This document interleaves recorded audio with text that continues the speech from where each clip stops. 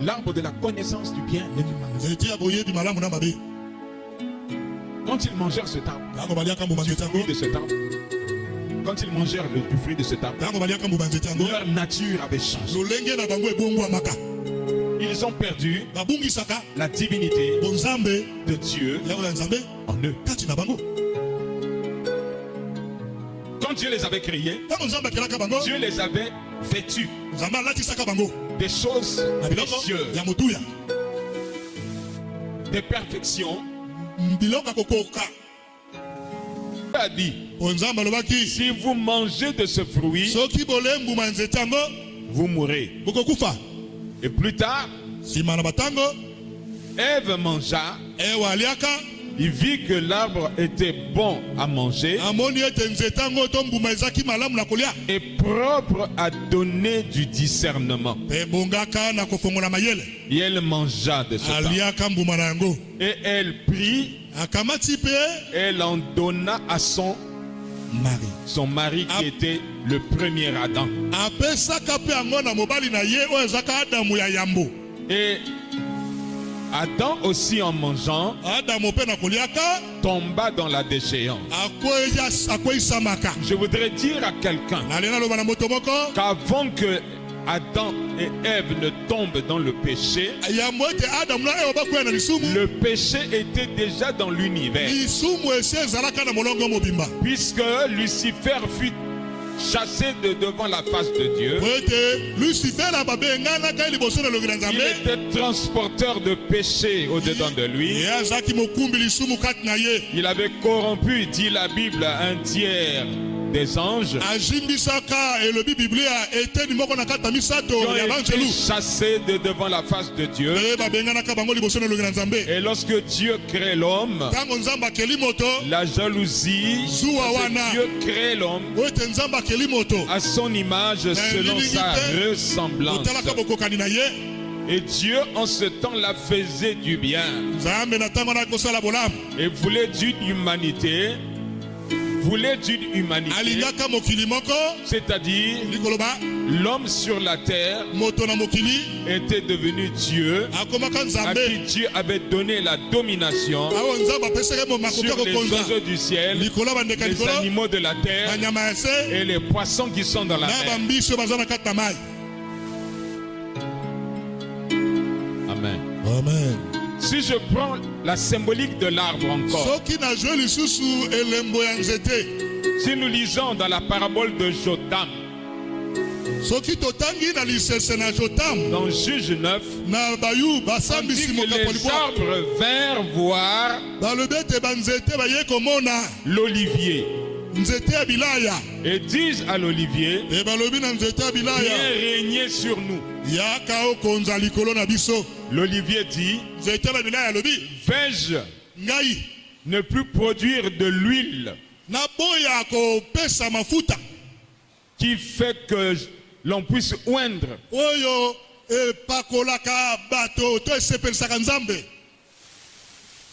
pour venir régner sur vous? Non. Mon rôle, c'est de produire de l'huile.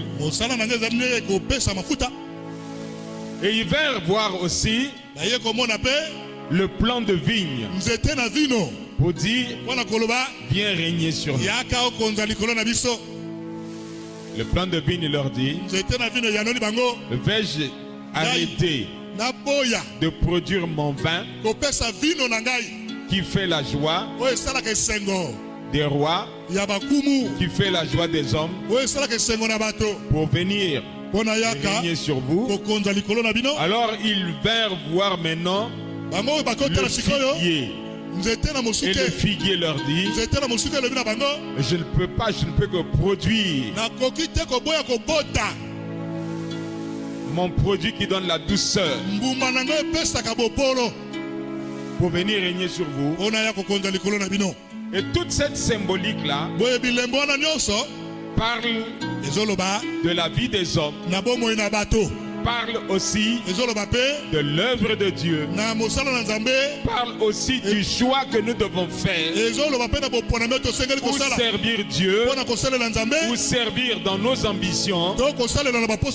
Ces symboliques-là manifestent que quand on parle des arbres, on parle des hommes, on parle des anges, on parle d'une famille, on parle d'une nation et on parle d'une entité qui est représentée par un arbre ou qui est représentée par des arbres.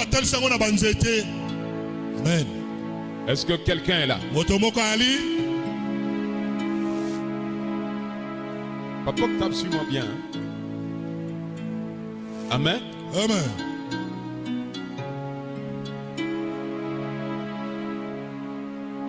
L'arbre de la connaissance du bien et du mal. Quand ils mangèrent cet arbre, du fruit de cet arbre, quand ils mangèrent du fruit de cet arbre, leur nature avait changé. Ils ont perdu la divinité de Dieu en eux. Quand Dieu les avait créés, Dieu les avait vêtus des choses précieuses, des perfections, des perfections invisibles qui révèlent la splendeur de Dieu. C'est ainsi que lorsque toi tu reçois la parole de Dieu, tu la mets en pratique. Tu es un homme et une femme de prière. Tu es un homme et une femme de prière. Ceux qui sont spirituels te voient. Il y a une splendeur qui te revêt. Les esprits aussi, lorsqu'ils te voient, il y a une splendeur qui te revêt. Ce n'est pas n'importe quelle splendeur qui révèle l'obscurité. Mais une splendeur qui vient de Dieu, qui vient de Christ. Parce que Christ t'a revêtu. Voilà pourquoi dans le psaume 29, Dieu dit, le psautier nous dit,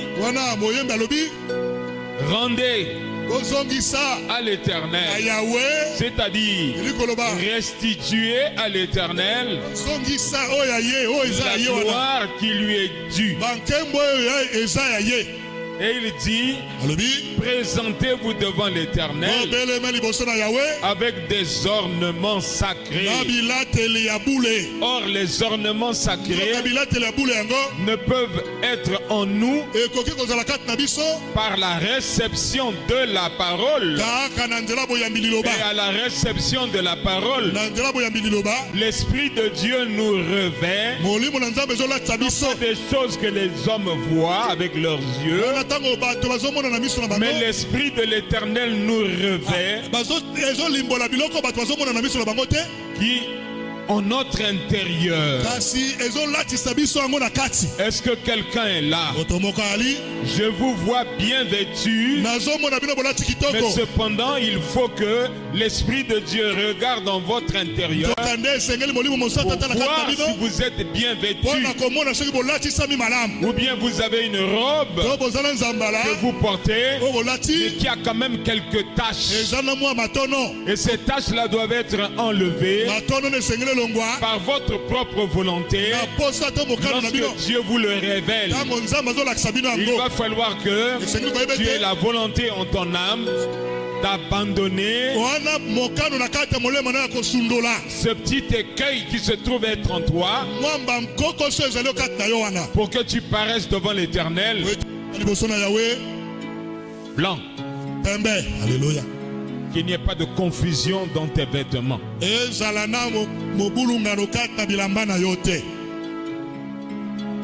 Je suis parti des arbres pour toucher la parure.